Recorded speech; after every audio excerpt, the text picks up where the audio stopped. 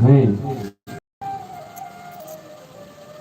चाहिए कि जिनके अंतःकरण में, आत्मा में परमात्मा का निवास हो गया, उसी गुरु के पास जा करके सभी धर्म आचरण की शिक्षा लेना चाहिए और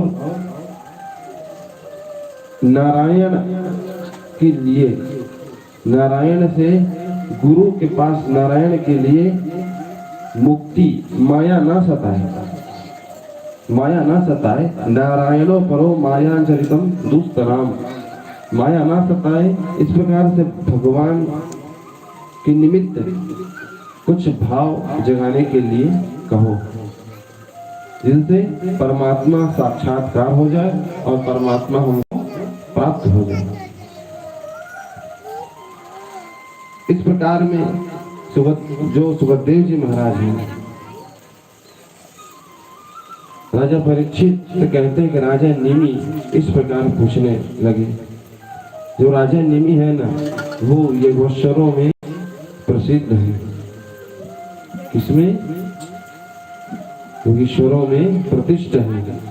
उसमें यह पूछने लगे कि यो वा अनंतस्य गुणा अनंता तनु चक्र में सान तुम बला बुद्धि रजासी भूमिर्गणैनम गच्छचित्तम कालेन नैवाखिलम शक्तिः। मनुष्य अपने बुद्धि की तो बहुत चर्चा करता है, लेकिन परमात्मा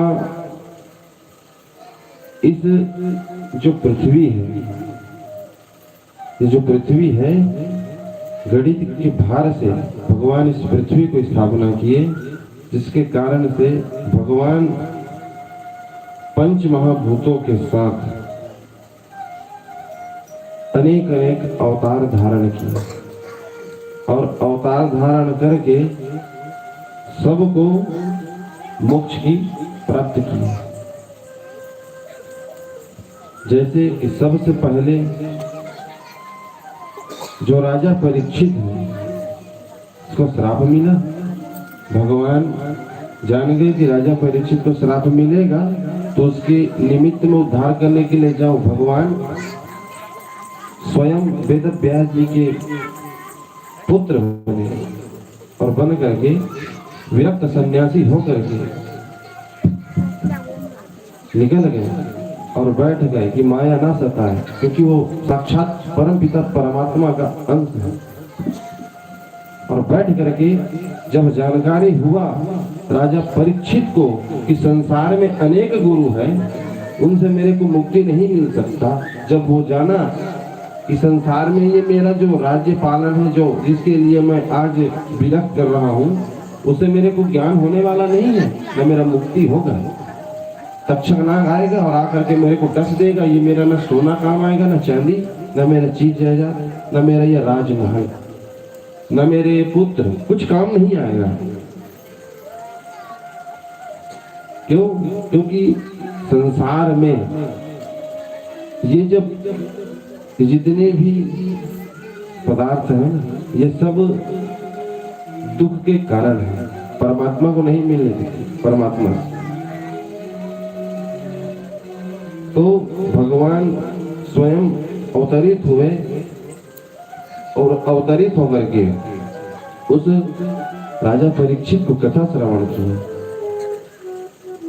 उसी प्रकार भूमि जो ये पृथ्वी है, उसकी भार बचाने के लिए भगवान शूकर बने, वराह अवतार लिए।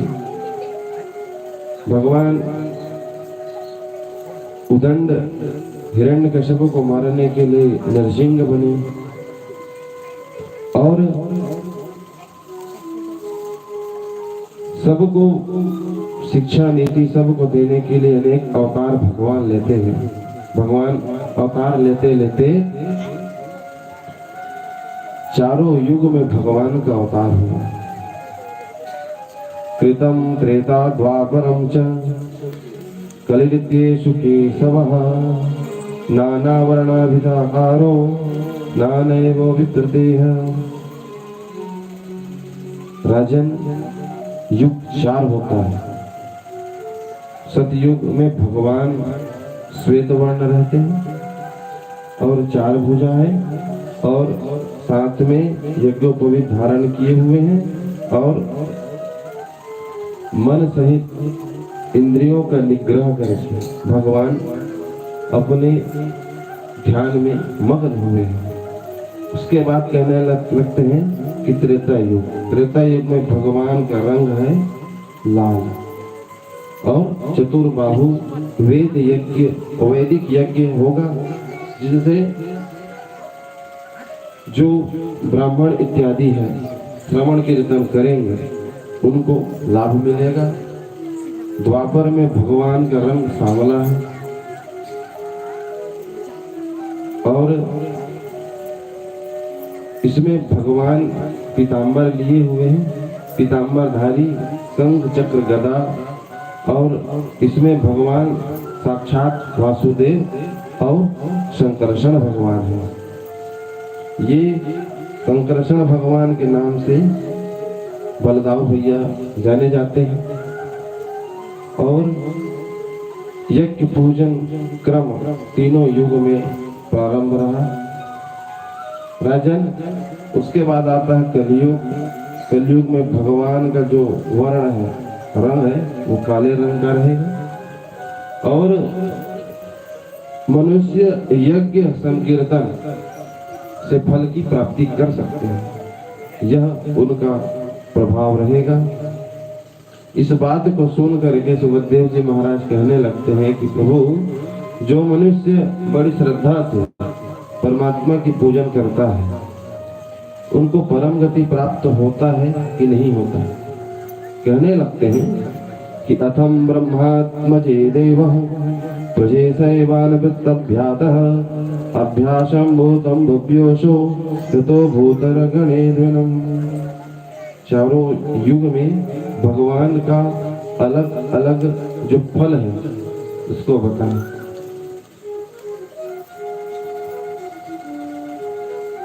सबसे उत्तम कलयुग में आप यज्ञ करो तो भी अच्छा, नहीं करोगे तो भी अच्छा, कथा सुनोगे तो भी अच्छा, कथा नहीं सुनोगे तो भी अच्छा।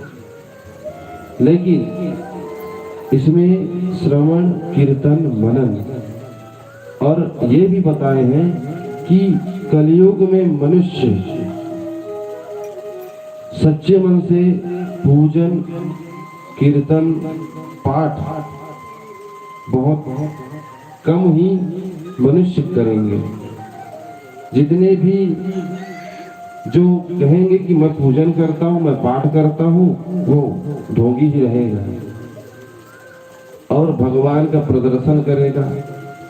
जो व्यास मंच पे बैठ करके अपने मर्यादा का पालन नहीं करेगा वही विख्यात पंडित कहलाएगा। जिस कथा को श्रवण कराना है श्रोताओं को, उस कथा का वो श्रवण नहीं कराएगा, पुराण का श्रवण नहीं कराएगा। क्यों? क्योंकि वो चारों विषयों से खुद घिरा रहेगा, जिसके कारण से वो परमात्मा को खुद नहीं पाएगा और बस दिखावा करेगा।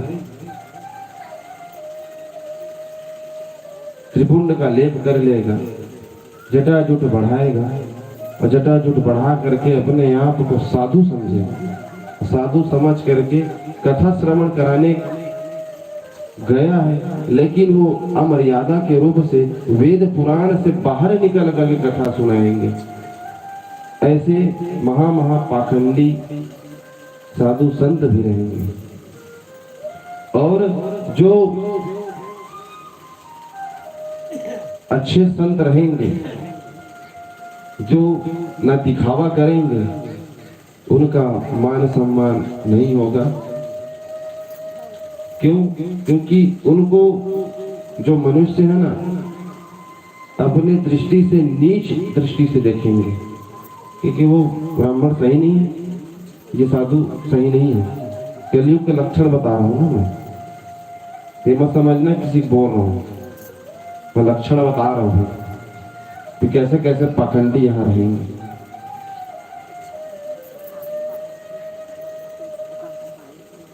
जो स्वयं अपने मर्यादा का पालन नहीं करेंगे वो संसार को क्या तार सकते हैं।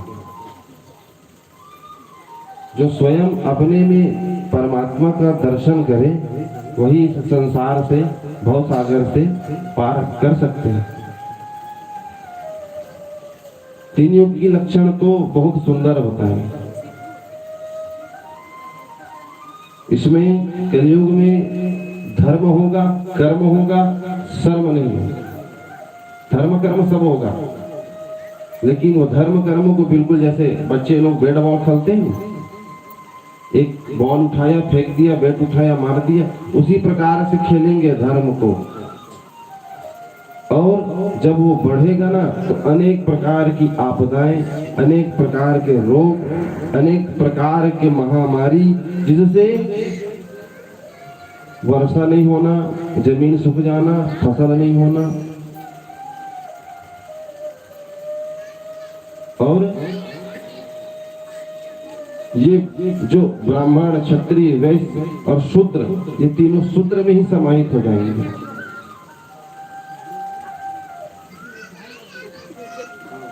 ब्राह्मण ब्राह्मण के यहाँ, और ब्राह्मण एक दूसरे ब्राह्मण से एक दूसरे का पैर खींचेंगे, और क्षत्रिय जो रहेंगे वो इस पृथ्वी का संहार करने के लिए, जो ब्राह्मण की रक्षा करने आए हैं वो व्यापार हो जाएंगे, वो व्यापार करना चालू कर देंगे।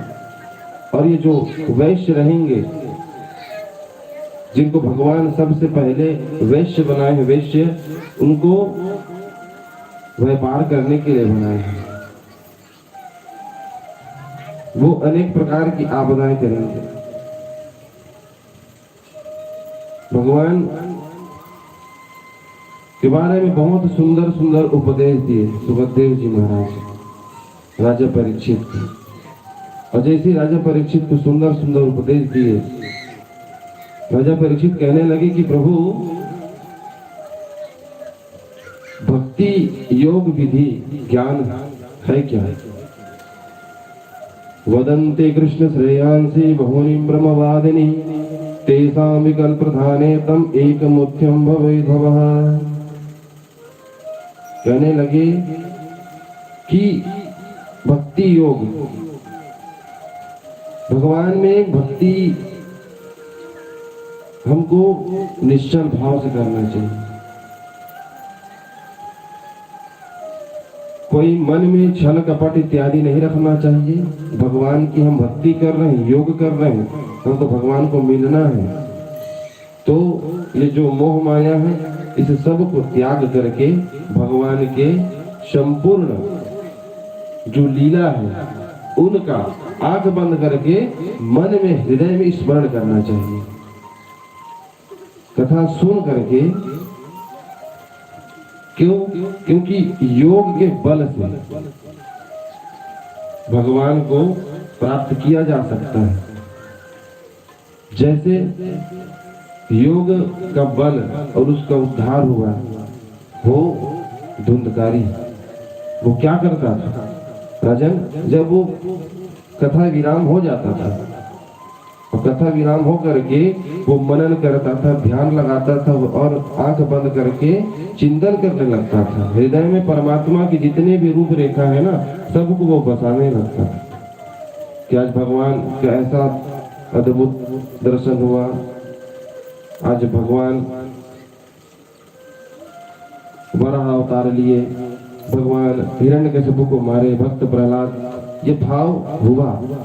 और अंत में ना 7वां दिन जैसे हुआ तो योग के बल से परमात्मा स्वयं उनको ले जाने के लिए पुष्पक विमान में पहुंचे। इस प्रकार से माया और ये जो योग है इसको जीतना चाहिए। सुखदेव जी महाराज कहने लगे कि राजन, अनेक प्रकार की विभिन्न सिद्धियां हैं, उस विभिन्न सिद्धियों को समझने के लिए और विविध जो हमारे वर्णाश्रम है उसमें बताएं कि सबसे पवित्र और भगवान को प्राप्त करने का आश्रम है गृहस्थ आश्रम। 4 युग में 4 आश्रम होता है, तो कलयुग में गृहस्थ आश्रम को सर्वश्रेष्ठ बताए। क्यों? क्योंकि आप जंगल जा नहीं सकते, तपस्या कर लोगे नहीं हो पाएगा, कहाँ जा पाएंगे हम। और कहीं हम तपस्या करने के लिए भी चले गए तो हम लोग तो एक क्षण भी भूख नहीं रह सकते, तपस्या कैसे होगा। इसे परमात्मा बता रहे हैं कि गृहस्थ आश्रम साथ साथ धर्म का भी पालन होगा, और धर्म का पालन हो करके गृहस्थ आश्रम का मतलब यह होता है कि अपने परिवार को सही जगह पहुंचा करके परमात्मा में विलीन हो जाना, यही गृहस्थ आश्रम। और भगवान का श्रवण, भगवान का नाम, भगवान का कीर्तन से मनुष्यों को मुक्ति मिलेगी, और मुक्ति का साधन स्वयं मनुष्य अपने हाथ में बनाएगा। अगर मनुष्य अपने आप को स्वयं अंदर झांक करके नहीं देखेगा अपने गुण और अवगुण को, तो मनुष्य इसी चक्कर में, काल चक्र में पड़े पड़े मर जाएंगे। इतने उपदेश दिए उनको, क्योंकि वो तो भगवान के अद्भुतमय लीला चरित्र को सुन लिए थे, वो तो माधुर्यमय हो गए थे ना। राजा परीक्षित के मन में यह शंका हुआ था ना, तो राजा परीक्षित ने पूछा, और ये राजा जब परीक्षित पूछे ना, तो आज किसका काम आ रहा है? हम सब संसार में हैं, उन लिए। राजा परीक्षित जान गए थे, क्योंकि समझ गए थे कि जैसे मेरे साथ हुआ है, कलयुग लग करके जैसे ही प्रवेश हो करके तैयार हुआ था, राजा परीक्षित को अपना राज्यपाट छोड़ना पड़ा। जान गया था कि आगे चल करके जो कलयुग आएगा, पृथ्वी जो सृष्टि का निर्माण फिर कलयुग में होगा, तो यहाँ मनुष्य नाना प्रकार से पीड़ित हो जाएंगे। इसके कारण से सुखदेव जी महाराज से प्रश्न किए, और उसी प्रश्न को सुखदेव जी महाराज बता रहे हैं। सुखदेव जी महाराज कहने लगे कि कैसे लग रहा है भगवान की कथा। राजा परीक्षित कहने लगते हैं कि प्रभु बहुत अच्छा लग रहा है, लेकिन थोड़ा कुछ समझ नहीं आ रहा है, थोड़ा समझ आ रहा है, और कुछ पूछना चाहता हूँ। अब उसका 7वां दिन पूर्ण हो गया है ना, 7वां दिन पूर्ण हो गया है। कह रहा है कि प्रभु कहीं तक्षक नाग आकर कहीं मैं को ढांस ना ले, मैं तो 7वां दिन आएगा, निकल गया होगा, कहीं आ जा। कहने लगे सुखदेव जी महाराज कि देखो, मैं यहाँ बैठा हुआ हूँ और राजा परीक्षित आप बैठे हुए हो, तो यहाँ तक्षक नहीं आएगा। क्यों? क्योंकि वो मेरे को देखेंगे ना, उनका जो विष है वो अमृत बन जाएगा। इतना कहने लगे और कह करके शांत हो गए। तो आप लोग भी भगवान नाम संकीर्तन, उसके बाद फिर कथा में प्रवेश करेंगे। बोले वृंदावन बिहारी लाल की, बोले वृंदावन बिहारी लाल की जय। छोड़ के न जा मेरे श्याम,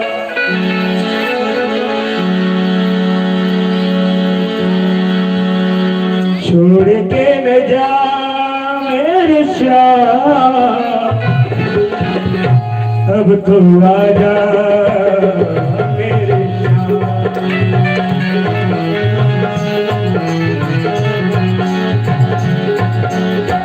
छोड़ के न जा मेरे श्याम, छोड़ के न जा मेरे श्याम,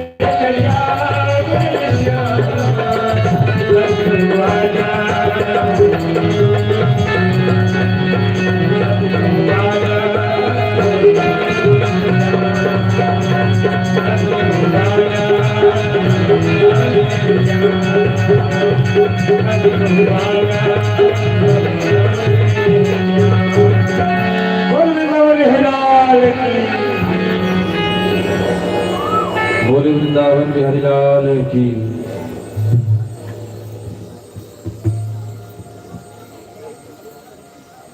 सुखदेव जी महाराज कहते हैं कि राजन, परमात्मा जो है नारायण प्रभु, उनका ध्यान स्मरण हर समय करना चाहिए। क्यों? क्योंकि कलयुग में मनुष्य का आयु जो है ना अल्प आयु है। कब वो मृत्यु को प्राप्त कर ले। संसार के जितने भी ये मनुष्य हैं ये कुछ नहीं कर सकते सिवाय परमात्मा के। कैसा लगा तुमको भगवान के बारे में सुने थे?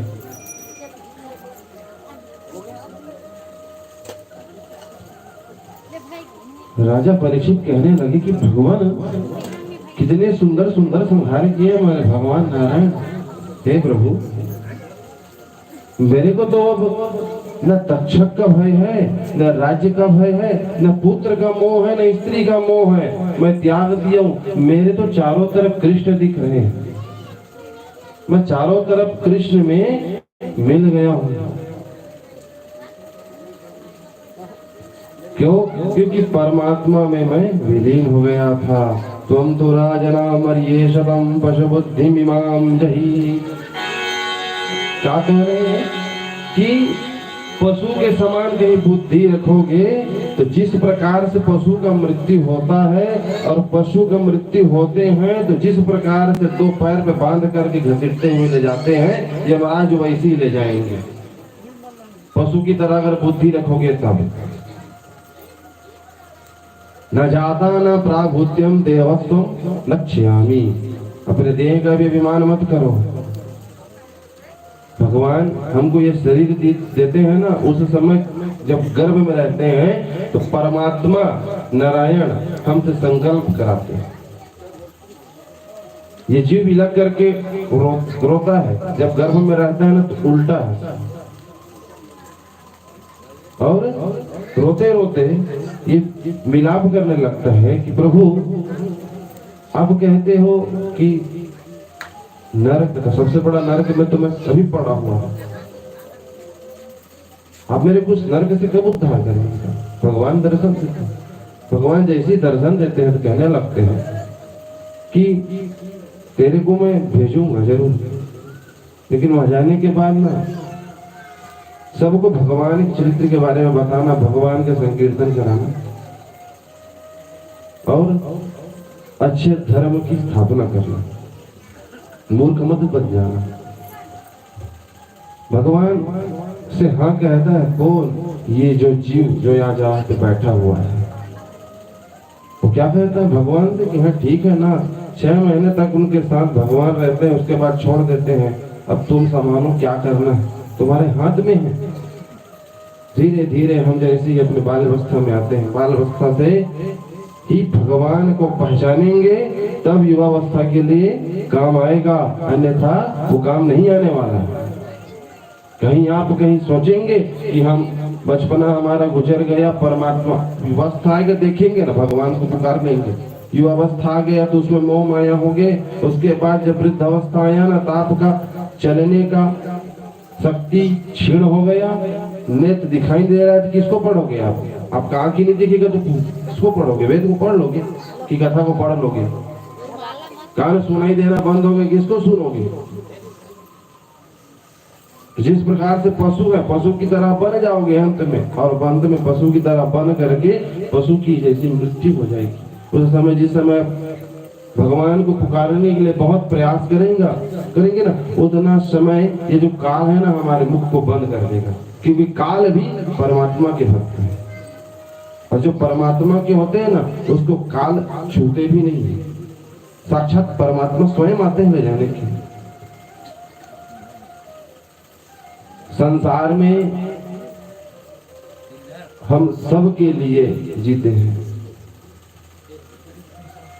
ये हमारा पुत्र है, ये हमारी पुत्री है, ये हमारी पत्नी है, ये हमारे भाई है, ये हमारे सगे संबंधी हैं। हम सब के लिए जीते हैं और रोते रहते हैं। लेकिन जिस परमात्मा के लिए रोना है उसके लिए हम रोते नहीं। हम रोते कैसे हैं? झूठे। क्योंकि ये संसार परमात्मा स्वयं बता रहे हैं कि सत्य मैं हूं। ये तुम देख रहे हो, ये संसार जो देख रहे हो, ये चक्र देख रहे हो, ये सब झूठा है, नश्वर है, ये असत्य है, सत्य नहीं है। परमात्मा स्वयं प्रकाशित कर रहे हैं। क्यों? क्योंकि कलयुग में भगवान सूक्ष्म रूप से दर्शन देते हैं ना। 3 युग में जैसे शंख चक्र गदा लेके आओ वैसा नहीं है नारायण, सूक्ष्म रूप में आते हैं, आ करके अपने भक्त को पहचानते हैं और स्वयं ले जाते हैं। इसमें दो मत की बात नहीं है, नहीं इसमें संशय है, ये बिल्कुल सत्य है। जो परमात्मा के निमित्त है, जो परमात्मा के चरण को पकड़ ले, संसार के चरण को छोड़कर,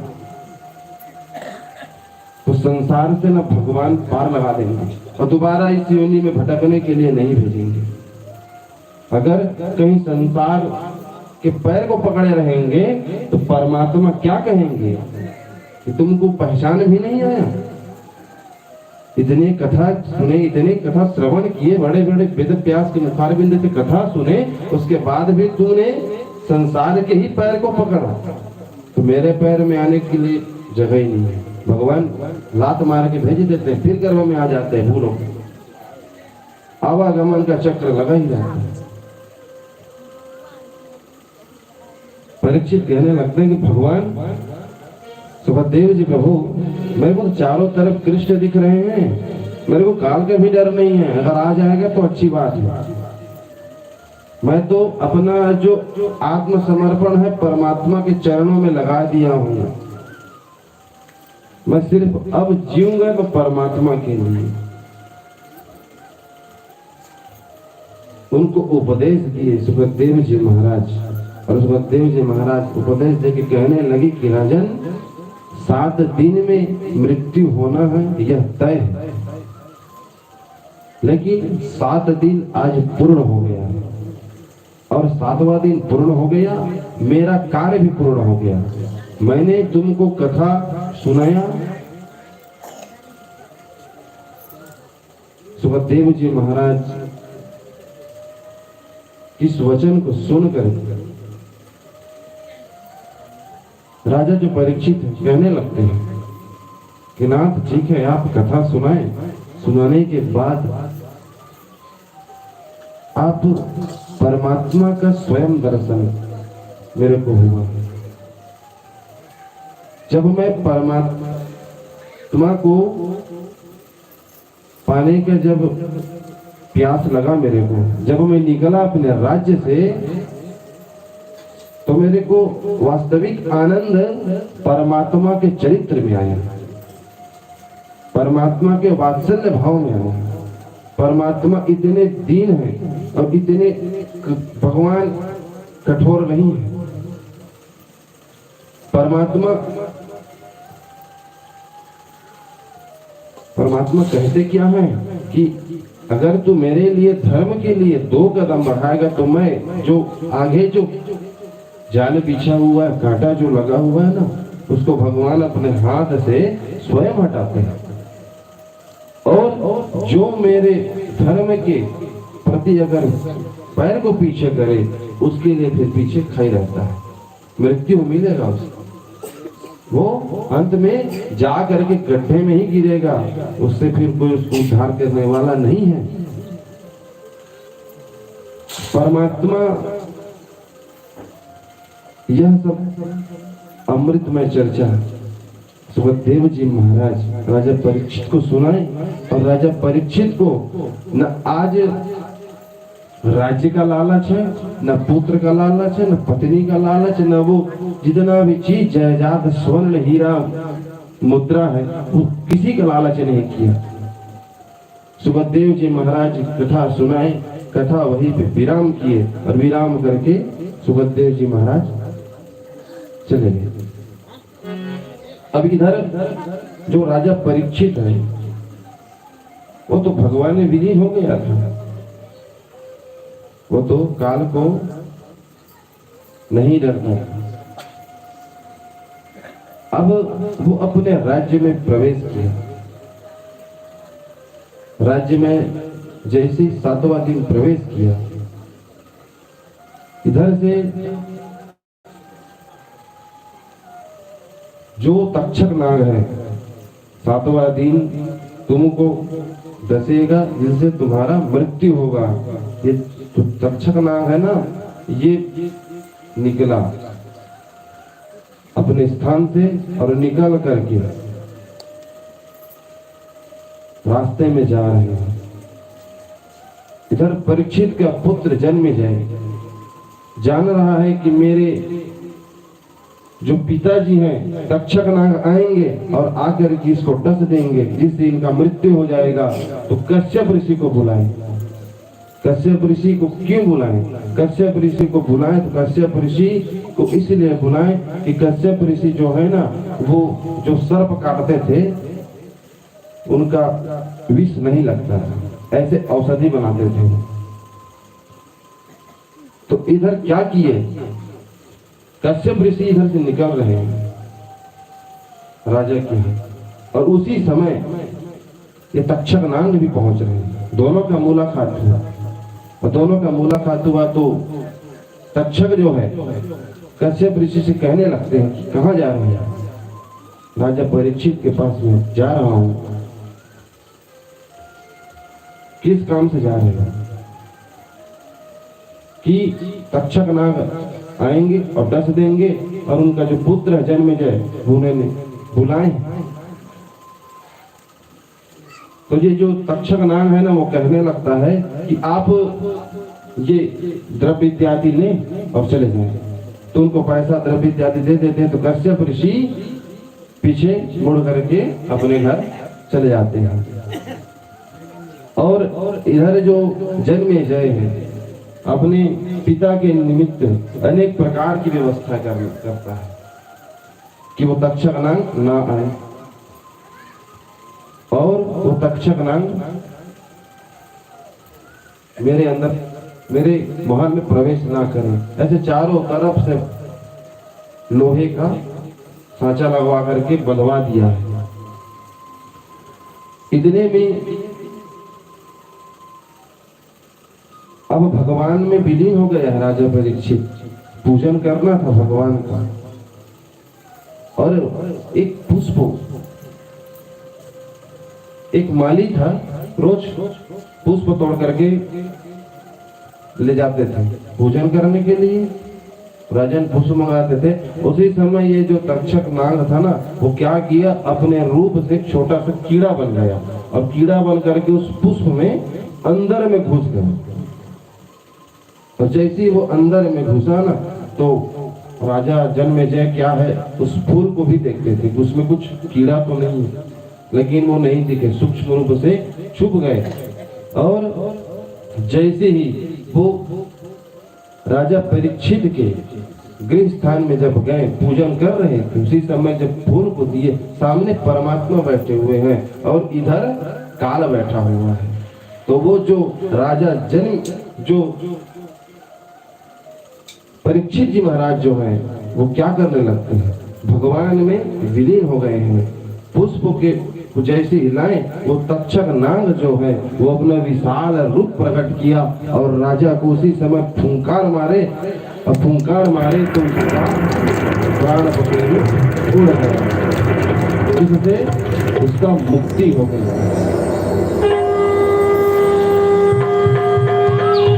सूत जी महाराज कहते हैं, राजन, जो ये राजा परीक्षित है ना, राजा परीक्षित जो है ये पहले से ही अपना आत्मसमर्पण छोड़ दिया था। उसका जो शरीर था ना, वो बस ठाठ भगवान का श्वास श्वास में चल रहा था।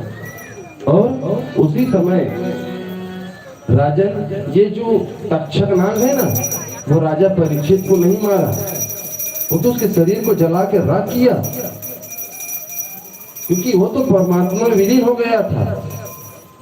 वो पहले से परमात्मा को सौंप दिया था अपना जीवन, और सौंप करके सिर्फ परमात्मा के लिए जीवित था। सूत जी महाराज 88,000 ऋषि मुनियों को संबोधित कर रहे हैं, और जैसे ही उसका प्राण पखेरु जैसे उड़ गए, उसी समय ये जो जन्मेजय उसका पुत्र है ना, उसको पता चला कि तक्षक नाग आया, आकर के मेरे पिताजी को डस दिया। माया के कारण से वो सर्प यज्ञ करना चालू कर दिया। बड़े बड़े महर्षि वशिष्ठ इत्यादि को बुलाए और यज्ञ आरंभ कर दिया। जितने भी स्वर्ग में सब सर्प थे ना, वो सर्प आकर के आहुति में गिरते थे। और ये जो तक्षक नाग था ना, ये डर से इंद्र के सिंहासन पे जाके छिप गया था, उसके नीचे बैठ गया था और आवाहन करना चालू किया। जब ये जन्मेजय तो इंद्र का सिंहासन को तो लिए थे, तो जैसे ही तक्षक को आह्वान किया आहुति में देने के लिए, तो उसी समय इंद्र का सिंहासन भी उसके साथ आया, जिससे कहने लगे कि मैं भी तो नष्ट हो जाऊंगा, कुछ उपाय करिए। उसी समय नारद जी आए और नारद जी आकर के उनको समझाए। जन्मेजय कहने लगे कि पुत्र, संसार में सबको मुक्ति होना है, लेकिन जो तुम्हारे पिताजी का मुक्ति हुआ है ना, वैसा मुक्ति क्या पता तेरा होगा कि नहीं होगा। इसलिए तू यज्ञ को रोक दे। यज्ञ को रोक करके सबको शांत किए। तक्षक नाग अपने स्थान गए। ये जन्मेजय की कथा श्रीमद् देवी भागवत में संपूर्ण है। इन्हीं से देवी भागवत प्रचलित हुआ। देवी भागवत की कथा वैसे बहुत कम होती है, लेकिन देवी भागवत की कथा ये जन्मेजय से चालू हुआ। इनको भी श्राप मिला था जन्मेजय को, तो ये श्रीमद् देवी भागवत की कवच के सहारे से अपनी मुक्ति को प्रदान किया था।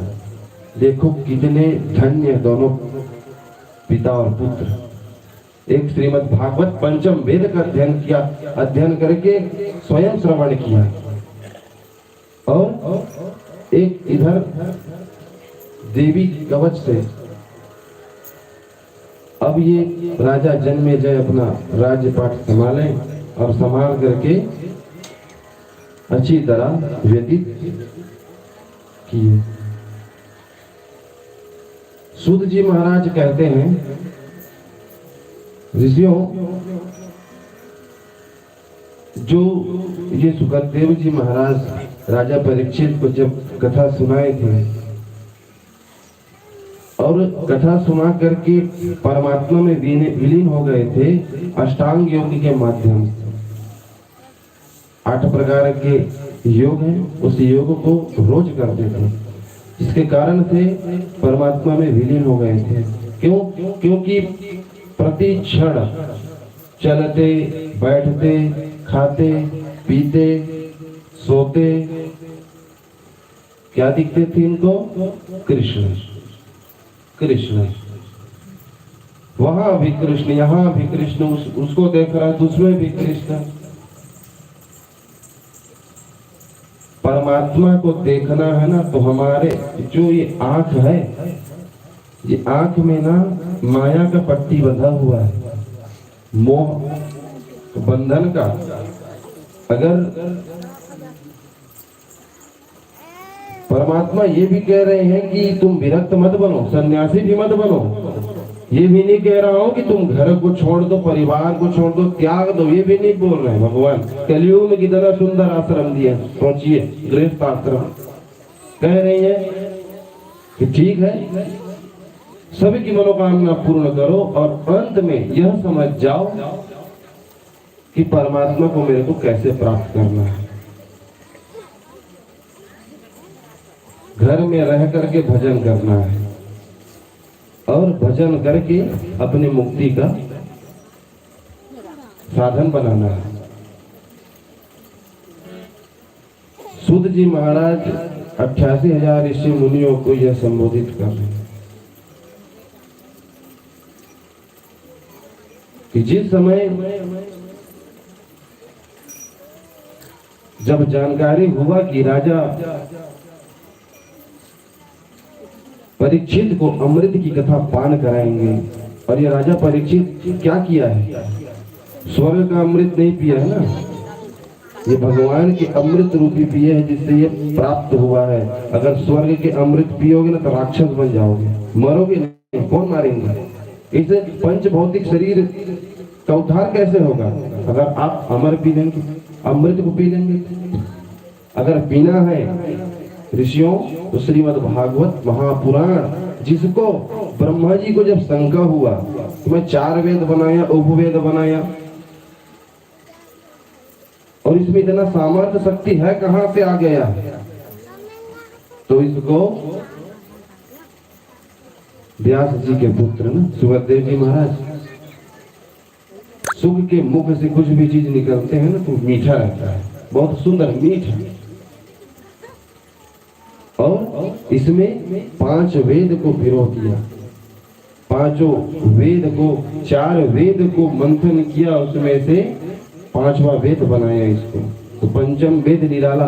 4 वेद तो आप पढ़ेंगे तो समझ नहीं आएगा, लेकिन ये 5वां वेद जो है श्रीमद् भागवत महापुराण सप्ताह ज्ञान यज्ञ, इसका रोज श्रवण करना चाहिए, रोज पढ़ना चाहिए। आपको जैसे आते हैं वैसे पढ़िए, धीरे धीरे वो सुधार होते होते सुधार हो जाएगा। क्या पता कहीं पुराण पढ़ने के लिए कहीं बैठे, उसी समय कहीं काल आ जाए तो परमात्मा कहीं धाम मिलेगा, परमात्मा कहीं धाम। क्यों? क्योंकि अभी जैसे हम यहाँ बैठे हैं तो यहाँ कलयुग का वास नहीं हो सकता। क्यों? क्योंकि उसको राजा परीक्षित कह दिए थे कि जहां तेरा वास है वहीं रहना, कथा अमृत में तेरा वास नहीं होना चाहिए। तो कलयुग नहीं आते। ये साक्षात अभी क्या है? ये साक्षात वृंदावन है, और साक्षात ये नैमिषारण्य का तीर्थ है। जितने भी हमारी तीर्थ हैं वो सब तीर्थ आकर के इसमें समाहित हो जाते हैं। जहाँ कथा श्रवण होती है वहां पे सब तीर्थ चले जाते हैं, और यहाँ के पशु बुद्धि मूर्ख भागवत कथा को छोड़ करके गंगा जी तीर्थ जाते हैं। तो वहां तो एक तीर्थ का फल मिलेगा, लेकिन यहाँ तो आपको 7 तीर्थ का फल मिल रहा है, 4 धाम का फल मिल रहा है। तो ये तीर्थ अच्छा है कि वो तीर्थ अच्छा है? परमात्मा का यही तीर्थ अच्छा है, यही अमृत अच्छा है। जो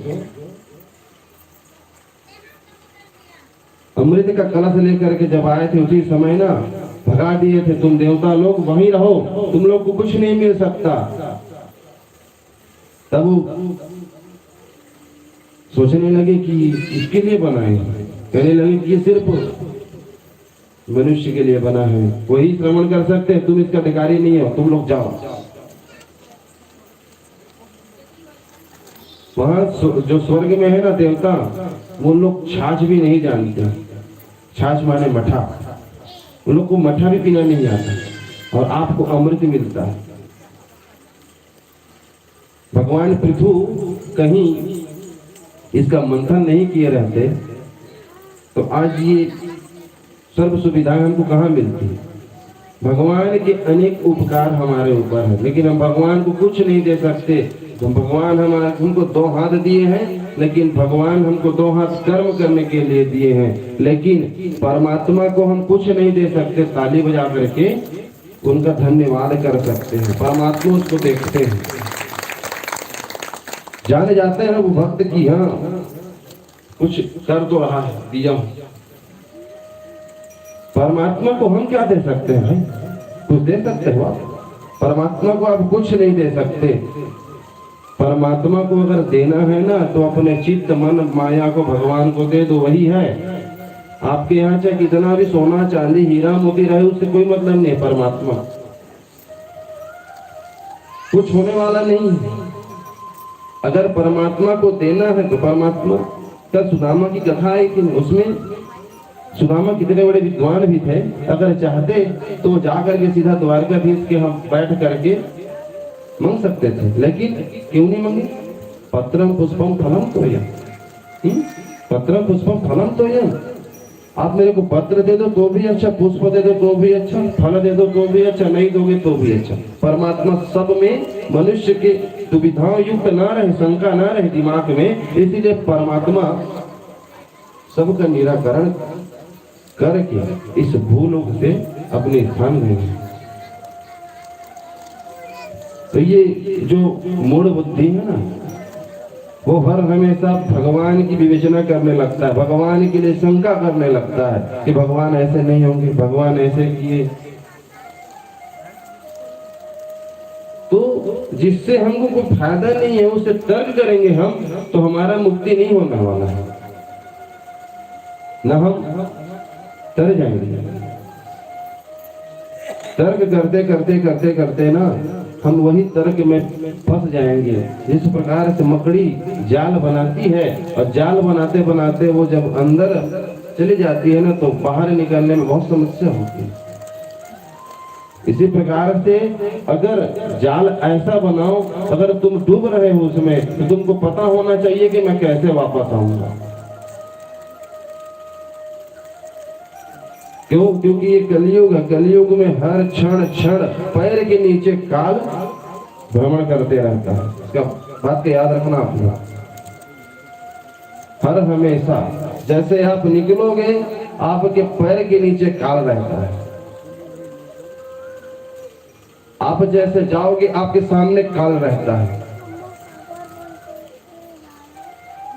अगर परमात्मा को हमको प्राप्त करना है तो उस काल को हटाने के लिए भगवान नाम आवश्यक है। भगवान का नाम लेना चाहिए, भगवान का कीर्तन करना चाहिए। क्या होता है, एक दिन 24 घंटे का होता है, 12 दिन में निकल जाता है, 12 रात्रि में निकल जाता है, होता है।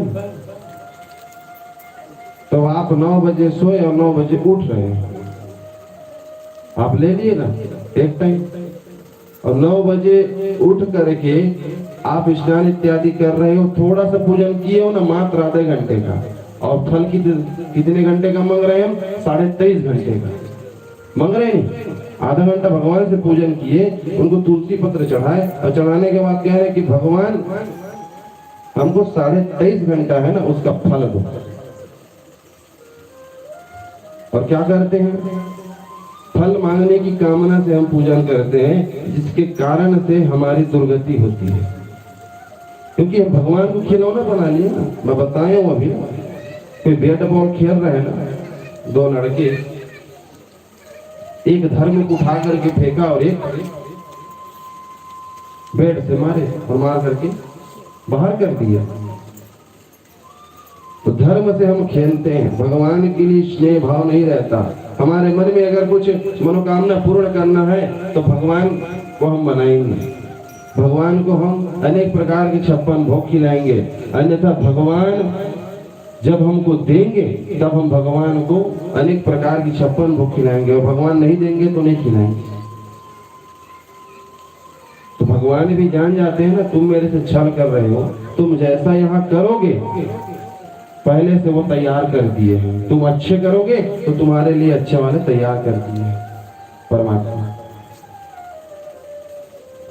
सुखदेव जी महाराज राजा को इतना उपदेश दिए। इधर नैनी सारे ने तीर्थ में सूत जी महाराज कितने हजार ऋषि, 88,000 ऋषियों को बहुत भावपूर्ण संबोधित किए, बहुत करुण पुकार कथा सुनाई भगवान की। और ये जो 88,000 ऋषि है ना, ये 18 जो पुराण है वो सब का श्रवण किया है। लेकिन सब पुराण में क्या होता है, जैसे विष्णु पुराण सुनेंगे आप तो उसमें भी भगवान विष्णु ही नजर आएंगे आपको ना, केवल विष्णु की चर्चा। शिव पुराण सुनेंगे शिव की चर्चा, ब्रह्म पुराण सुनेंगे तो ब्रह्म की चर्चा, लिंग पुराण सुनेंगे तो लिंग भगवान की चर्चा, कूर्म पुराण सुनेंगे तो कूर्म पुराण की चर्चा, गरुड़ पुराण सुनेंगे तो मृत्यु की चर्चा। सबको सुन करके अंत में 88,000 ऋषि मुनियों को ये पुराण सबसे अच्छा लगा, जो संसार से तारते हैं, जिसमें 4 पुरुषार्थ की प्राप्ति होती है। इसका नाम ही भागवत रखा है।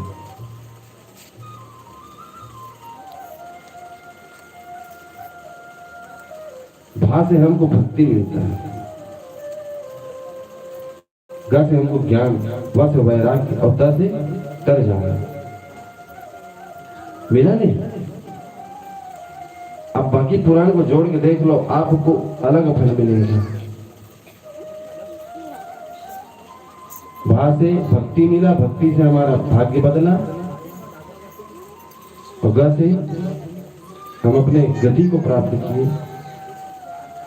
परमात्मा में जाकर के वैराग्य हुए, और वैराग्य होकर के परमात्मा के चरण से तर गए। वो है भागवत। सुखदेव जी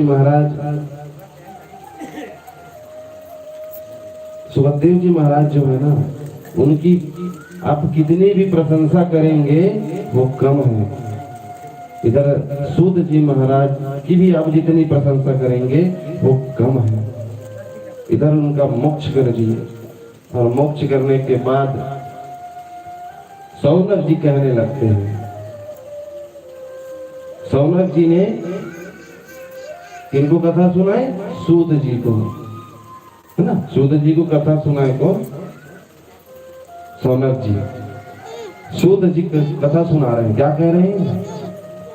आप आयुष्मान हैं, आप इतने ज्ञानी हैं कि लोगों को संसार से पार करने के लिए, जो संसार में डूबा हुआ है प्राणी, उसको पार करने के लिए आप अद्भुत कथा सुनाए। और कहने लगे कि प्रभु, जब ये प्रलय आया, और जब प्रलय आया ना, तो कोई नहीं था सिवाय ऋषि के। तो मैं ये सुना हूं कि मार्कंडेय जी जो ऋषि है ना, उन्होंने भगवान बाल मुकुंद का दर्शन किया था वट वृक्ष के पत्ते में सोए हुए। मैं उनकी कथा सुनना चाहता हूँ, आप मुझे उनकी कथा बताएं।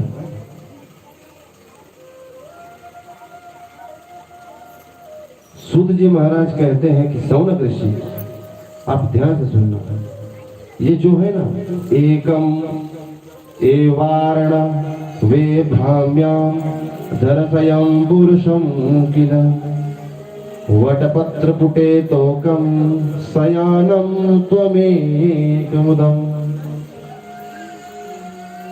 क्या कह रहे हैं?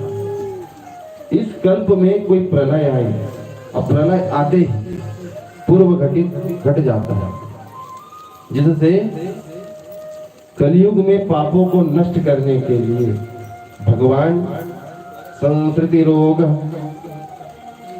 सायं प्रातः स गुरुवे भक्षात्मं वाग्यते भूभोजतं गुरुन्व्यानं सक्रेण्योन चोवितासम। ये कह रहे हैं कि जो मार्कंडेय ऋषि है ना, वो भगवान का प्रसिद्ध भक्त था, और इनके जो पिता है ना, पिता इनके, जब मार्कंडेय ऋषि जन्म हुआ, जन्म से ही ब्रह्म तत्व है इनके ऊपर, परमात्मा को प्राप्त करना है, परमात्मा का दर्शन करना। इतने यज्ञ तपस्या करते थे, ये यज्ञोपवीत धारण किए, यज्ञोपवीत धारण करके, और अल्पायु थे, मार्कंडेय ऋषि का अल्पायु था।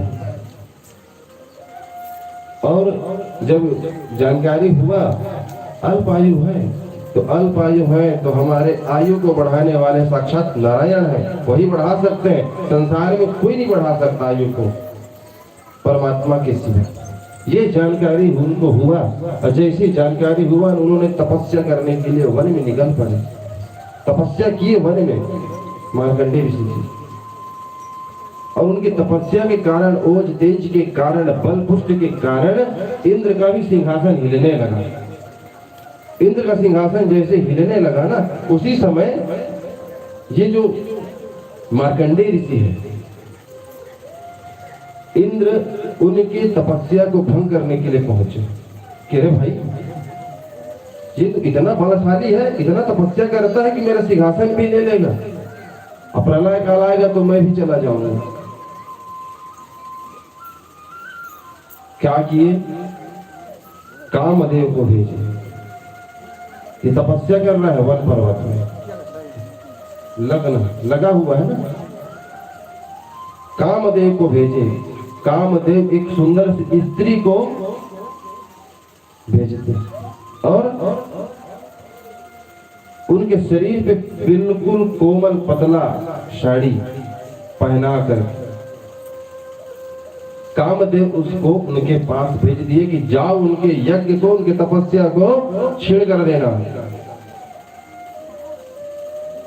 कामदेव आज्ञा दिए, कामदेव आज्ञा प्राप्त करके वो वहां पे गई। और जैसी वह गई ना, तो सिर्फ वो साड़ी पहनी है, और साड़ी पहनी है तो मस्त सुगंध हवा चली, हवा चला ना तो उसका साड़ी गिर गया। और जैसे उसका साड़ी गिरा ना, तो मार्कंडे जी जो महाराज हैं, मार्कंडे जी जो महाराज हैं, वो देख करके भी उनको कोई असर नहीं हुआ, कोई कामुक भाव जागृत नहीं हुआ, उनका तपस्या लगे ही नहीं, तपस्या में विलीन है। क्या कर रहे, कोई क्या कर रहे उसको पता ही नहीं है, क्योंकि जानते थे कि प्रलय आएगा, प्रलय में परमात्मा का दर्शन करना है, मेरा वही सर्वश्रेष्ठ काल है। अगर मेरे को मायापति को देखना है तो माया को हटाना पड़ेगा। उन्होंने नहीं ध्यान दिए, वो हट गए। हट जाने के बाद ये जो इंद्र है ना, इंद्र कहने लगा कि श्रुत्वानुभावान ब्रह्मदसि विश्वम समागतम। हे प्रभु, आप हैं कौन? आप इतने तेजस्वी, बलशाली, तेज पुष्ट परमात्मा, आप हैं कौन?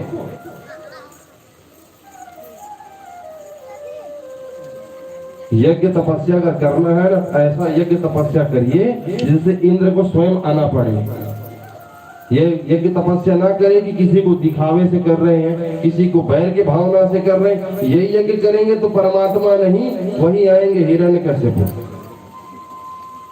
परमात्मा नहीं आएंगे। अगर यज्ञ करना है और अपने आयु को अगर बढ़ाना है तो यज्ञ ऐसा करिए कि आपके सामने माया भी आ जाए तो उसमें आप कामक्तुर न हो। अपने उस परमात्मा और इंद्रियों को, 10 इंद्रियों को चिष्ट करके रखें, बिल्कुल बना करके रखें, तब परमात्मा मिलेगा।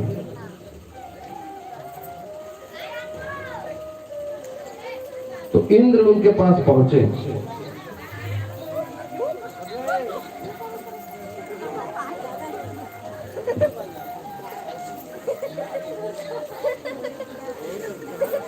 अल्लाह मत करो तो चुप बैठो, कर दे है उसको। बोले वृंदावन बिहारी लाल की। ये मार्कंडे ऋषि जो है ना, इंद्र को प्रणाम किया और इंद्र को प्रणाम करके कहने लगा कि नाथ, आप तो बहुत सुंदर हैं जो आप मेरे पास आए, मैं आपका दर्शन कर लिया, मेरा जीवन धन्य हो गया। मैं यही तो चाह रहा था कि कोई आए तो मैं दर्शन करूं। तो इंद्र क्या कहता है कि नहीं नाथ, मैं आपका दर्शन करने आया हूं। तो इंद्र रोने लगा। इंद्र इतना अश्रुधार बहने लगा, क्यों रोने लगा। अब इतने में क्या हुआ, प्रलय आया। इंद्र तो चला गया, घोर घर में वर्षा हुआ और प्रलय आया। और प्रलय जैसी आया ना तो सब बह रहे हैं। और ये पर्वत के ऊपर चढ़ा हुआ है, पर्वत के ऊपर चढ़े चढ़े देख रहे हैं, वहां एक बट का वृक्ष है और उस वृक्ष में उसका पत्ता गिरा हुआ है और वो दोना बन गया है। और उस दोने में हमारे जो बाल मुकुंद, बाल कृष्ण अपने अंगूठे को चूस रहे हैं, पैर के अंगूठे, बालम मुकुंदम। अब इधर देखिए वो मार्कंडेय ऋषि, अरे वो कौन, एकदम स्वर्ण की तेज के समान चमक रहा है, वो है कौन। तो उसी समय ब्रह्मा विष्णु महेश आए, आकर के कहने लगे कि तुम तपस्या किए हो, और तुम तपस्या क्या किए हो कि प्रभु आपके बाल रूप का मैं दर्शन करूं। बाला मुकुंदम, मन में आप धारणा किए थे कि मैं अपने पैर के अंगूठे को चूसते हुए तुमको दर्शन दूं, ये मेरा वही रूप है। वो धन्य हो गया, गदगदा गया, अत्यंत प्रसन्नता हो गया, प्रफुल्लित हो गया वो मार्कंडेय जी।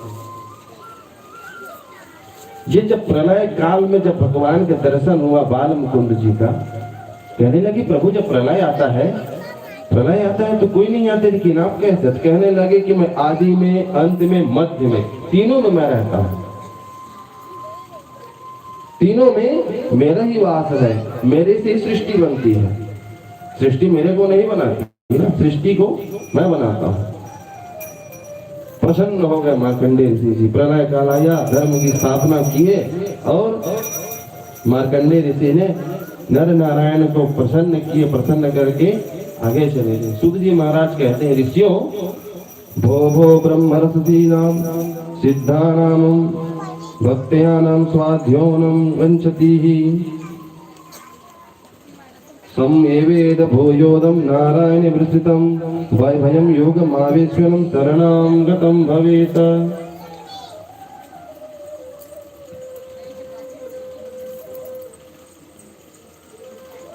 मार्कंडेय ऋषि जो थे ना, भगवान शंकर के प्रसिद्ध भक्त थे।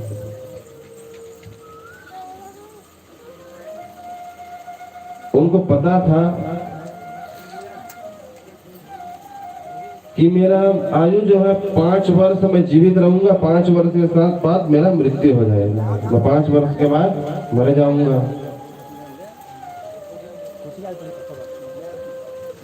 कहने लगे कि मार्कंडेय जी सोचने लगे कि मेरे को तो अभी देवी भागवत की कथा सुनानी है।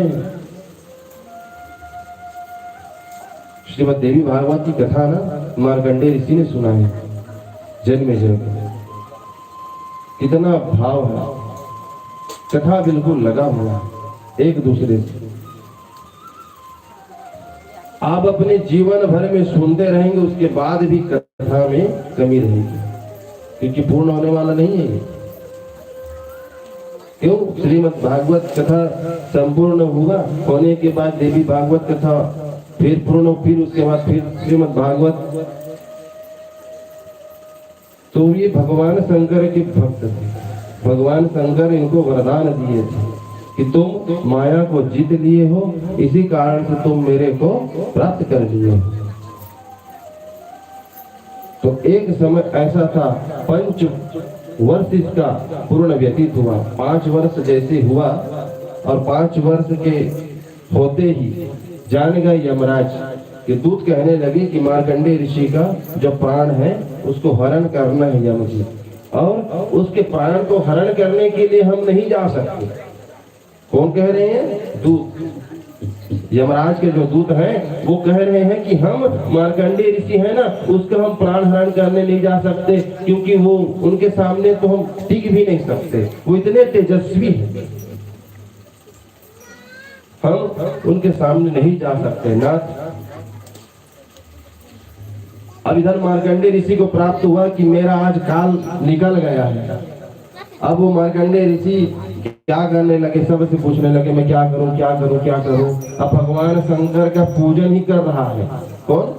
मार्कंडेय ऋषि भगवान शंकर का जैसे पूजन कर रहा है, उसी समय काले काले भैंस में यम पास लेकर के यमराज वही प्रकट हुए। कहने लगे कि चलो मार्कंडेय ऋषि, आपका आयु पूर्ण हो गया है, हम आपको ले जाने आए हैं। वो डर गया, डर के कारण से भगवान जो शिव जी था, शिव जी का जो लिंग था ना, उस लिंग को आलिंगन कर लिया। मैंने परमात्मा में अपने आप को समर्पित कर दिया, और जो परमात्मा में अपने इस शरीर को, भार को जो समर्पित करते हैं ना, उसको यमराज नहीं आते ले जाने के लिए। उसका आयु बढ़ जाता है, और आयु बढ़ जाता है तो अंत में परमात्मा ही ले जाने के लिए आते हैं। और जैसे वो आलिंगन किए और आलिंगन करके वो डर गया। 5 वर्ष का बच्चा कितना डरेगा ही ना। भयभीत यमराज का रूप, काले काले बावली, आंखें लाल लाल, उनका नेत्र एकदम बिल्कुल चमक रहा है, और विशाल शरीर गर्जना करते हुए, काले काले शरीर और काला काला भैंस उसके ऊपर चढ़ करके आए। यमराज को देखे, आलिंगन किया, आलिंगन कर कहने लगे कि मैं नहीं जाऊंगा, मैं परमात्मा में विलीन हो गया हूँ, हे शिव शंकर मुझे बचाओ, हे नाथ मेरा उद्धार करो। जैसी भगवान शंकर सुने उसी समय भगवती पार्वती के साथ भगवान शंकर प्रकट हो गए। बोले शंकर भगवान की। कहने लगे कि यमराज आप इसके अधिकारी नहीं हैं, आप चले जाइए। क्यों?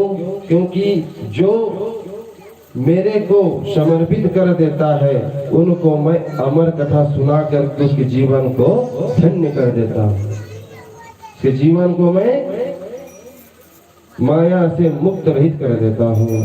तुम चले जाओ, अभी इनको कार्य करना है। ऐसी सुने और सुन करके वे चले गए। और जो मार्कंडेय ऋषि था वो भक्ति भाव के साथ सभी को आगे की पुराण कथा सुनाए और सुना करके अपने दूसरे कल्प में वो प्रवेश किए। बोले वृंदावन बिहारी लाल की जय। सूत जी कहने लगे कि शौनक पुराणों में श्लोकों की संख्या बताई गई है, तो वो श्लोक की जो संख्या है उसको हम सुनने से पहले भगवान नाम संकीर्तन करते हैं, उसके बाद फिर उस श्लोक का श्रवण करेंगे। क्यों?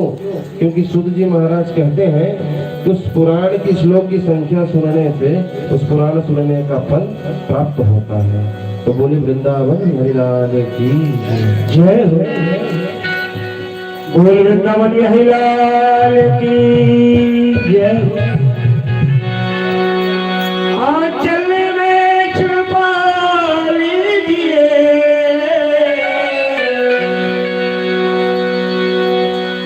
मोहे अपना बना लीजिए। राधा रानी की भक्ति महारानी की भक्ति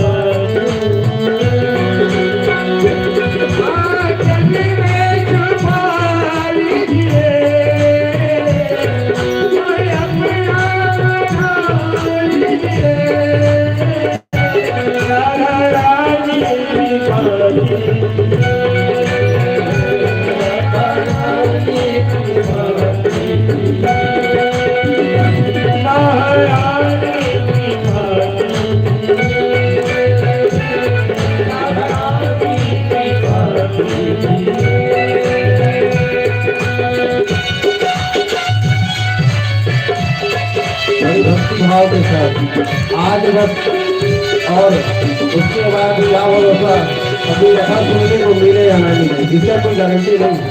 तो भक्ति भाव के साथ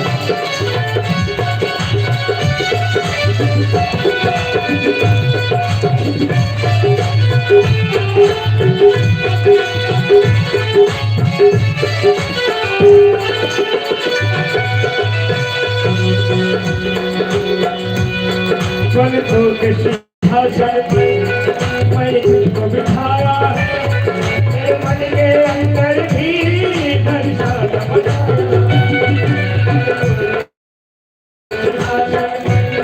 मैंने तुझको बिठाया है, मेरे मन के अंदर भी जिसमें आकर रहा कीजिए, जिसमें आकर रहा कीजिए।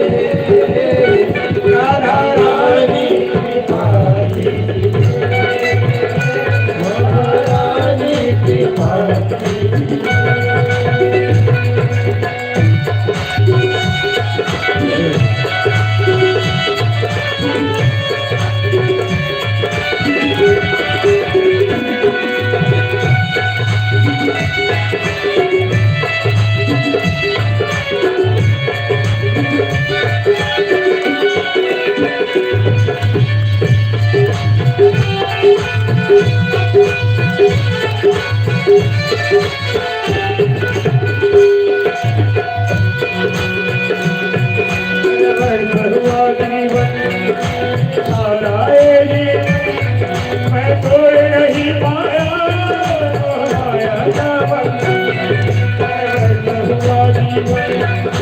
सारा मैं तोड़ नहीं पाया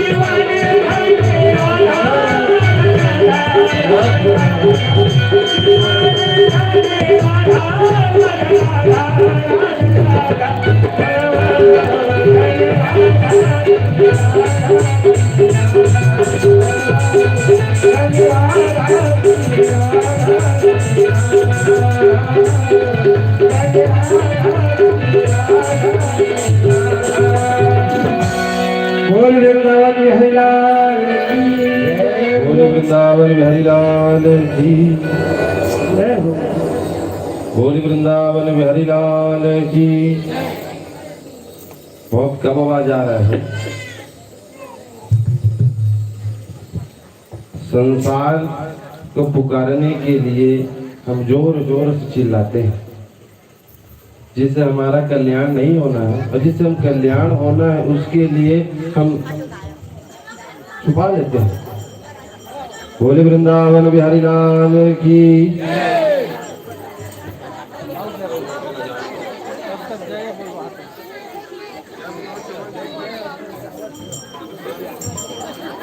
समस्या पर मत कुछ निकल जाए, कुछ नहीं करा, डरावा मत, कुछ नहीं करा।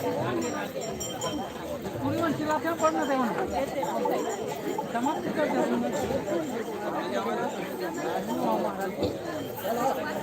हाँ, अपने अपने स्थान पर बैठ जाइए।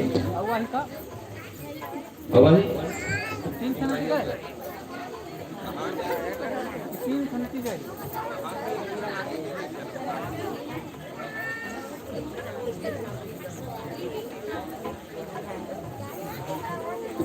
बोले वृंदावन बिहारी लाल की। यज्ञ नारायण भगवान की। लक्ष्मी नारायण भगवान की। सूत जी कहते हैं, अब श्लोकी की जो संख्या है पुराण की, तो मैं पढ़ रहा हूँ, आप लोग सुनते रहना भावपूर्ण शांति के साथ। सबसे जो पहला पुराण बना है ब्रह्म पुराण, इसकी श्लोक की संख्या 10,000। दूसरा पद्म पुराण 55,000। तीसरा विष्णु पुराण 23,000। शिव पुराण 24,000। पांचवा श्रीमद् भागवत महापुराण 18,000।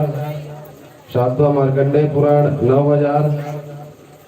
आठवां अग्नि पुराण 15,400। नौवां भविष्य, इसमें 14,500 श्लोक है। 10वां ब्रह्म वैवर्त पुराण, इसमें 18,000 श्लोक है।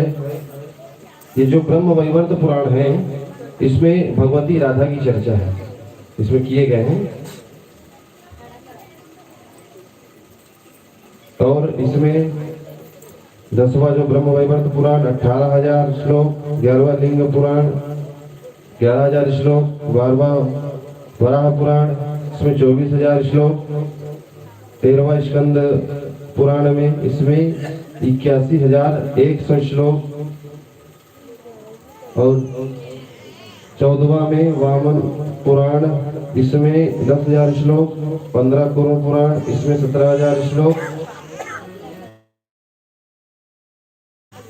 16वां मत्स्य पुराण इसमें 14,000 श्लोक, 17वां गरुड़ पुराण इसमें 19,000 श्लोक, 18वां ब्रह्मांड पुराण इसमें 12,000 श्लोक। इस प्रकार से सभी श्लोक की संख्या मिला करके 4 लाख संख्या होती है। और सुध जी महाराज इसमें यह कहते हैं, नाम संकीर्तनम यस्य सर्व पाप प्रणाशनम प्रणाम दुःखमस्तम नमामि हरिम परम। माने नाम संकीर्तन करने से हमारे जितने भी पाप हैं वो सब नष्ट हो जाते हैं। और प्रणामो दुख शमनम, हम भगवान का नाम लेते हैं तो हमारे पाप नष्ट हो जाते हैं। और जब हम प्रणामो दुख शमनम, जब हम भगवान को प्रणाम करते हैं तो हमारा जो दुख होता है ना उसका भी नाश हो जाता है, वो भी छोड़ देते हैं। इस प्रकार से ये जो श्रीमद् भागवत महापुराण सप्ताह ज्ञान यज्ञ है वो ज्ञान यज्ञ आज संपूर्ण हुआ और बड़ी भक्ति भाव के साथ आप लोग सुनने पहुंचे। और मैं अपने आप को बड़ा भाग्यशाली मानता हूं कि जो आप मेरे को ये श्रीमद् भागवत कथा कहने के लिए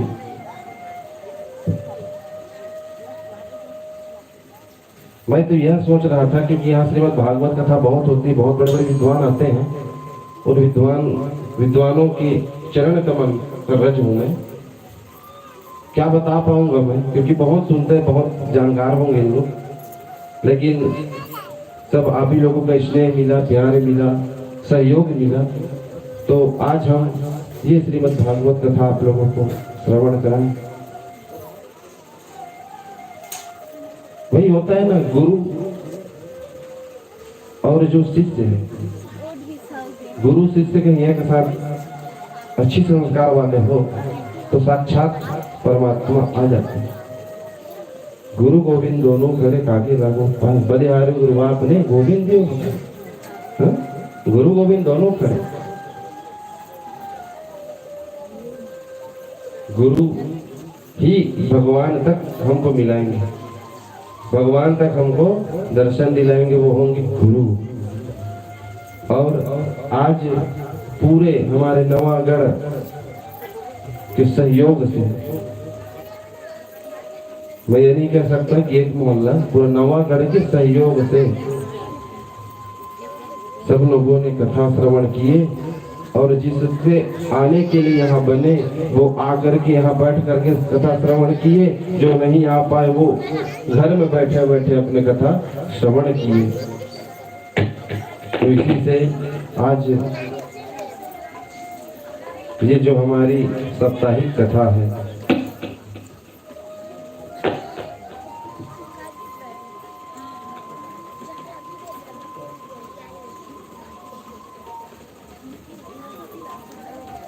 थोड़ा सा और कथा सुन ले। ज्ञानम चतुर्भ्यानम प्रोक्तम विज्ञान संयुक्तनम। श्रीमद् भागवत महापुराण में कितने स्कंद हैं? 12, 365 अध्याय, 18,000 श्लोक। तो इसको आप श्रवण करिए कि प्रथम स्कंद में किसकी कथा पहले हुई। प्रथम स्कंद में भक्ति योग निरूपण, वैराग्य वर्णन, परीक्षित कथा, व्यास नारद संवाद, नारद चरित्र, परीक्षित को ब्राह्मण का श्राप, गंगा तट पर अनन्य त्याग व्रत, सुखदेव जी का आगमन, योग धारण द्वारा शरीर त्याग, विधि अवतारों का वर्णन किया गया है। द्वितीय स्कंद में सर्वप्रथम ध्यान विधि वर्णन, विराट स्वरूप वर्णन, सत्य मुक्ति, क्रम मुक्ति, ब्रह्म को चतुर्श्लोकी भागवत का उपदेश। तृतीय स्कंद में विदुर उद्धव संवाद, विदुर मैत्री जी संवाद, पुराण संहिता के विषय में प्रश्न, सृष्टि वर्णन, ब्रह्मा की उत्पत्ति, वराह अवतार द्वारा पृथ्वी का उद्धार, हिरण्याक्ष का वध, मनु शत्रुपा का जन्म, कपिल अवतार, जीव की गर्भावस्था, देवहूति की सांख्य का उपदेश दिया गया। चतुर्थ स्कंद में सती चरित्र, ध्रुव चरित्र, वेद का प्राणदंड, पृथु चरित्र, प्राचीन वही संवाद, पुरोजन उपाख्यान का वर्णन किया गया। पंचम स्कंद में प्रियव्रत चरित्र, ऋषभदेव, भरत रघुगण संवाद, भवावटी वर्णन, भूगोल आदि वर्णन, नरकों का वर्णन किया गया। षष्ठम स्कंद में अजामिल का उपाख्यान, दक्ष द्वारा सृष्टि, वृत्तासुर वध, चित्रकेतु उपाख्यान का वर्णन है। सप्तम स्कंद प्रहलाद चरित्र, नृसिंह प्रादुर्भाव, वर्णाश्रम धर्म, नारद जी के पूर्व जन्म की कथा वर्णित है। मनवांतर, बैठिए ना। अष्टम स्कंद में मनवांतर वर्णन, गजेंद्र मोक्ष, समुद्र मंथन, वामन चरित्र, बलि चरित्र, मत्स्यावतार कथा वर्णन।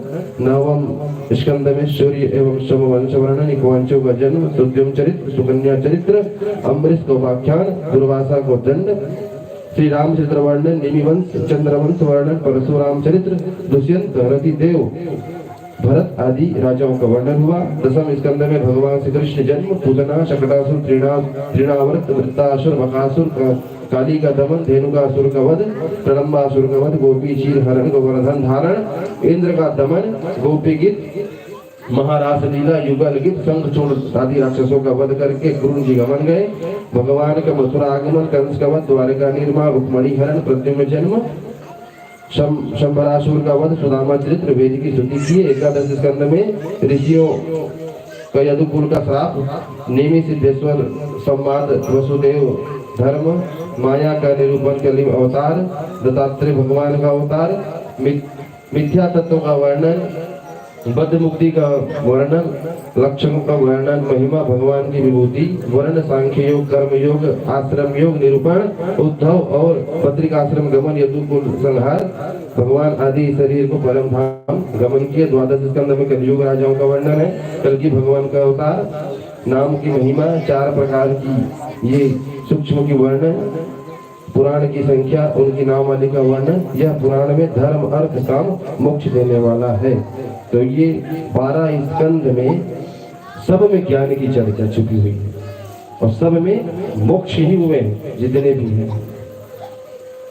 और ये सप्ताह ज्ञान यज्ञ जो है, आज सहयोग हमको प्राप्त हुआ सब, और हमारे, क्योंकि वो वार्ड 2 है ना, 4 और 7, हमारे दोनों वार्ड के अधिपति जहीद बेग जी हैं, जिनका करुण भाव से सहयोग हुआ।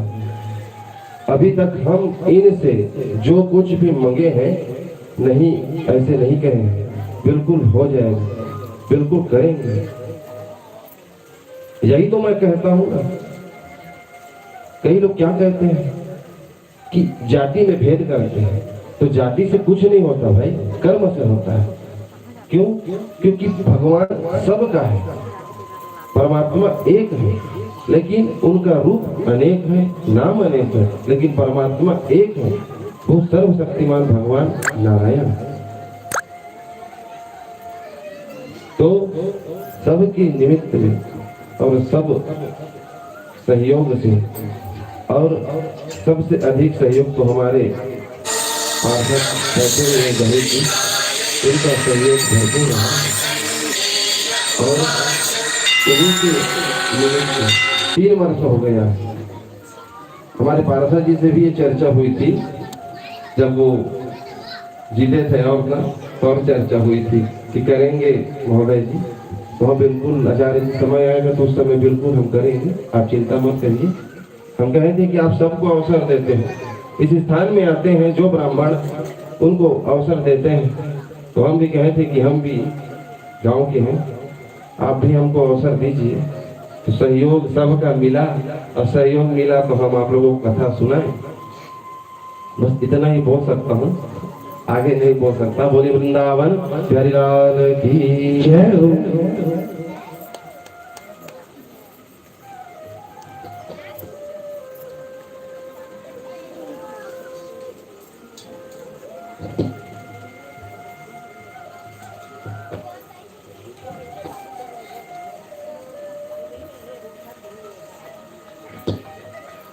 बोले वृंदावन बिहारी लाल की जय। आज श्रीमद् भागवत महापुराण का सप्ताह दिवस पूर्ण हुआ, और सप्ताह दिवस से पूर्ण होने में आज श्रीमद् भागवत महापुराण के चढ़ोत्तरी का कार्यक्रम भी है।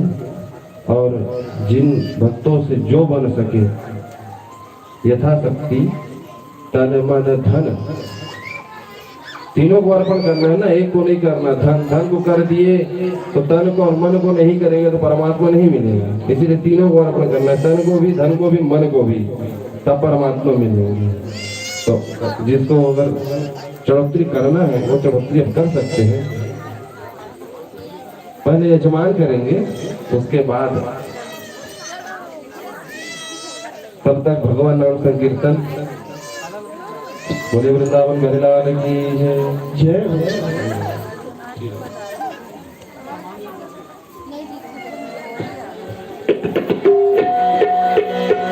बोल वृंदावन बिहारी लाल की जय हो। जन्म जन्म का दास हूँ श्री श्याम जी तुम्हारा, श्री श्याम जी तुम्हारा। जन्म जन्म का दास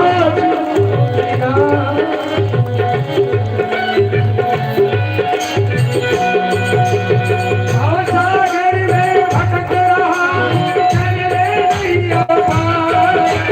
जन्म जन्म का दास श्री श्याम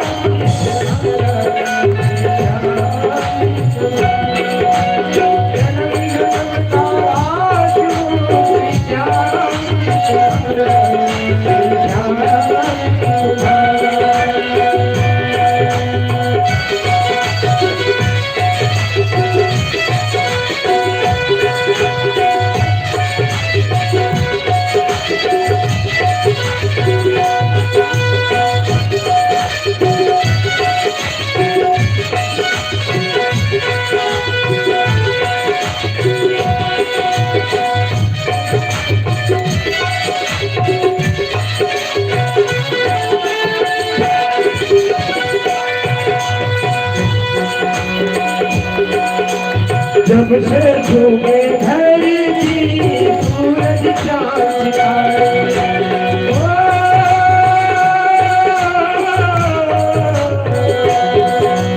जब से झूमे धरी थी सूरज चांद सितारे, जब से सारी दुनिया राम के